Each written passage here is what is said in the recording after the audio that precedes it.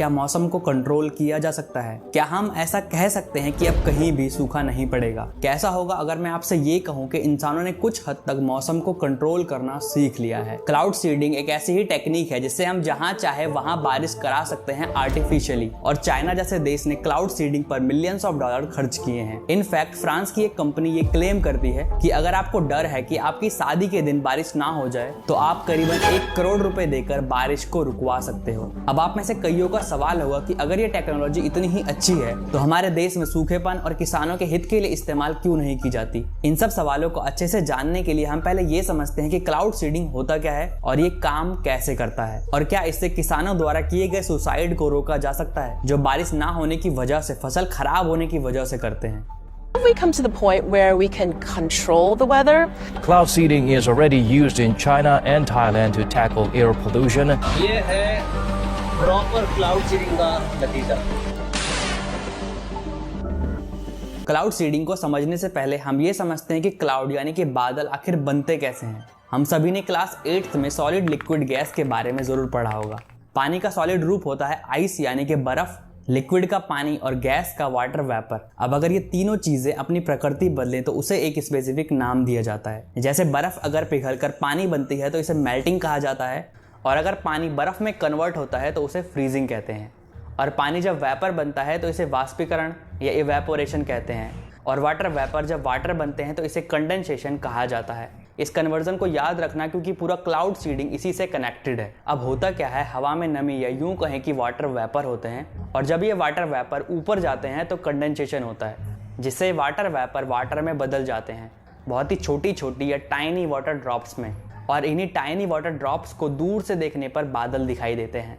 यानी कि जो आपको बादल दिखाई देते हैं वो धुंध या फिर धुआं नहीं, बल्कि पानी की छोटी छोटी बूंदों का कलेक्शन होता है। और 1943 में डॉक्टर विंसेंट सैफर, एक अमेरिकन केमिस्ट और मटीरियोलॉजिस्ट, ये रिसर्च कर रहे थे एयरक्राफ्ट आइसिंग एंड प्रेसिपिटेशन के ऊपर।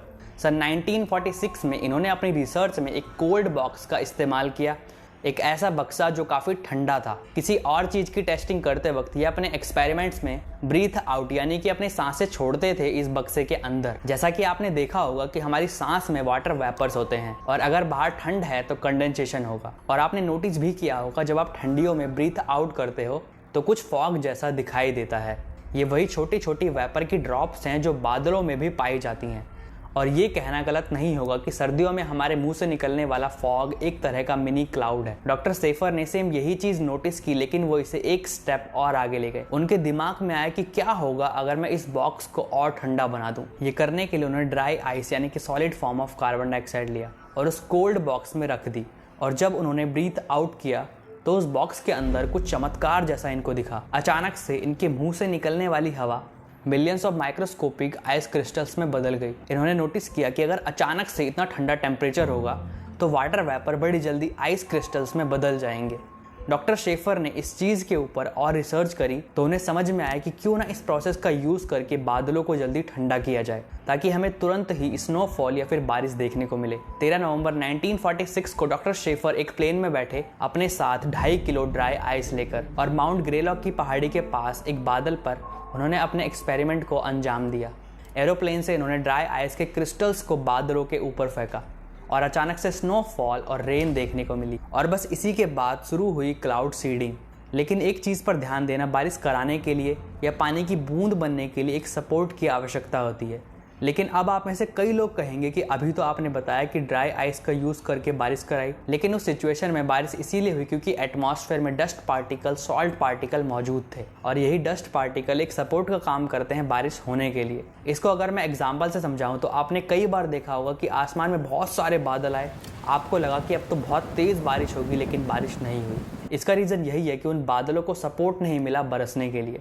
डॉक्टर बेरनार्ड वॉनगुड सोचते थे कि अगर हम ड्राई आइस पर डिपेंड रहेंगे तो चांसेस हैं कि बारिश हो और ना भी हो, लेकिन मैं अगर ऐसा कंपाउंड बनाऊं जिससे वाटर वेपर को सपोर्ट मिले तो बारिश होगी ही होगी। उन्होंने सिल्वर और आयोडाइड जैसे केमिकल कंपाउंड का इस्तेमाल किया। उन्होंने देखा कि सिल्वर आयोडाइड एक बहुत अच्छा सरफेस प्रोवाइड करता है वाटर वेपर को, और उस टाइम ये एक बड़ी रेवोल्यूशनरी खोज थी कि इंसानों द्वारा वेदर को कंट्रोल किया जा रहा है। और उसी साल सन 1946 में जनरल इलेक्ट्रिक इसे यूज कर रही थी, और 1955 में थाईलैंड के राजा, उन्होंने Thailand royal rain making project launch किया। ताकि किसानों की जो फसलें खराब हो जाती हैं उसे रोका जा सके। और काफी हद तक इस तरीके ने काम भी किया और उस टाइम इसका इस्तेमाल बारिश कराने के साथ साथ बारिश को रोकने और ओलों का साइज कम करने के लिए भी किया जा रहा था। और इसका बेस्ट एग्जाम्पल है बुल्गारिया। बुल्गारिया में nation network of hell protection बनाया गया। उन्होंने अपने खेतों के आसपास रॉकेट लगाए सिल्वर आयोडाइड के। जब इन्हें दिखता कि मौसम में चेंज होने वाला है, ओले बरसने वाले हैं, तो ये उन रॉकेट्स को छोड़ देते ताकि पहले बारिश हो जाए और बारिश के दौरान ओलों का साइज कम किया जा सके। और बुल्गारिया का 1960 से अब तक का डाटा बताता है कि काफी ज्यादा नुकसान होने से बच गया क्लाउड सीडिंग की हेल्प से एग्रीकल्चर फील्ड में। और ये इंडिया में 1951 में वेस्टर्न घाट्स की तरफ ट्राई किया गया था। अब कई लोगों का क्वेश्चन हुआ कि जब ये टेक्निक इतनी ही अच्छी है तो इसका इस्तेमाल फार्मर की प्रॉब्लम्स को सॉल्व करने के लिए क्यों नहीं किया जाता। तो क्लाउड सीडिंग बस एक तरीका है जिससे जो बादल है उनसे बारिश कराई जा सकती है। इससे नए बादल नहीं बनाए जा सकते। जैसे हमारे देश में मानसून केरल कर्नाटक से होता हुआ दिल्ली तक आता है, तो क्लाउड सीडिंग की हेल्प से बस केरल में ही बारिश कराई जा सकती है अगर वहां पर मानसूनी बादल हैं तो। फॉर एग्जाम्पल केरल से मानसून चला, हमने वहीं बारिश करा ली, तो इसके कोई चांसेस नहीं है कि दिल्ली में भी बारिश हो। इसका मतलब है किसानों की प्रॉब्लम्स तभी सॉल्व होंगी जब वेपर क्लाउड्स होंगे। अगर वेपर क्लाउड्स नहीं है तो बारिश नहीं होगी। आई होप ये टॉपिक आपको अच्छे से क्लियर हुआ होगा।